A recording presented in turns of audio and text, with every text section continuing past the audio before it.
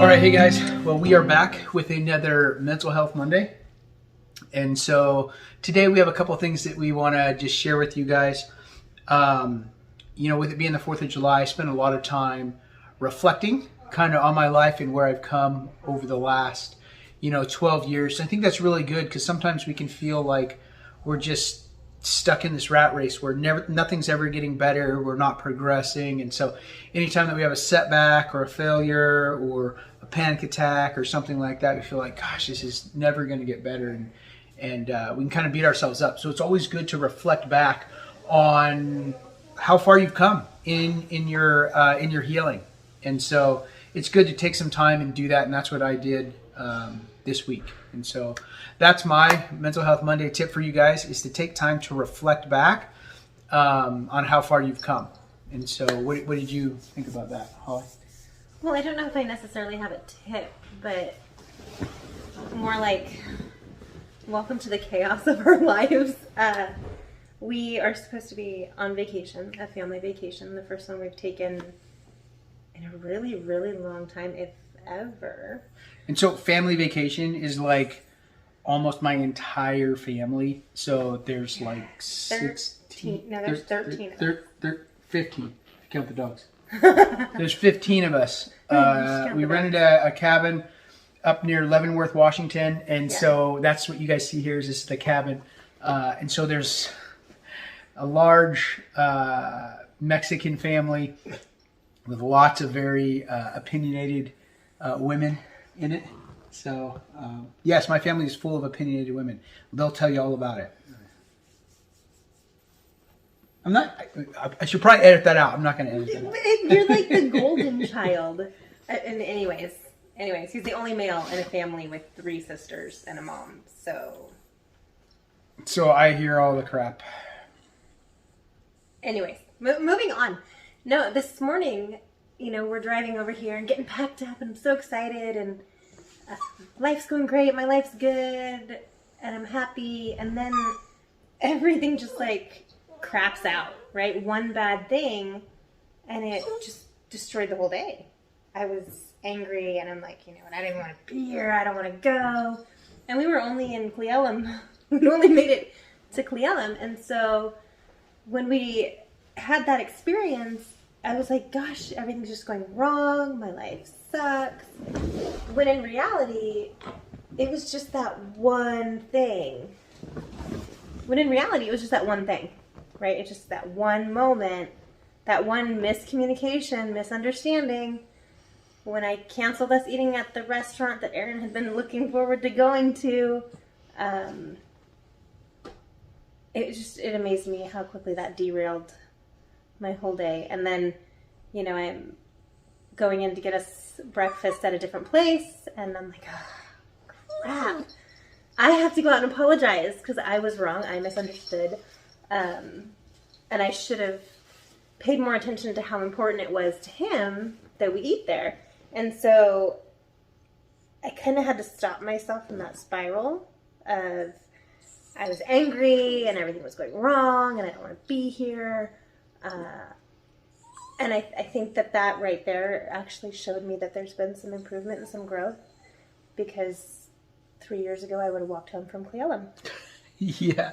So we call that, in the book that I wrote, we call that stuck on stupid, where you get that small little thing that happens, or that something somebody said, or that memory, and then your brain starts wanting to find more things and more reasons to keep growing that negative interaction. And we call that getting stuck on stupid, because you kind of get stuck in this cycle of just these stupid things that keep coming up and building up until you've taken this little tiny interaction and created this big, huge narrative in your head about it. And so we all do that. Nobody is exempt from that. What you have to do is when it's happening, you got to catch yourself. Be like, no, that's not it. I don't want to focus on all the negative things.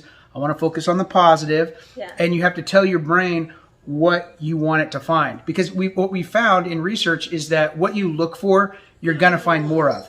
And so if you tell yourself you want to look for positive interactions or good things, your brain will find those and show them to you. But if you keep thinking about the negative and dwelling on that, your brain's going to find more of those and bring those into your reality as well.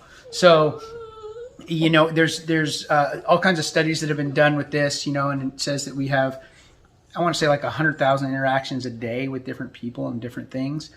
And so it only takes 2 or 3 of those negative interactions to say, oh, we've had a terrible day. It's been a bad day.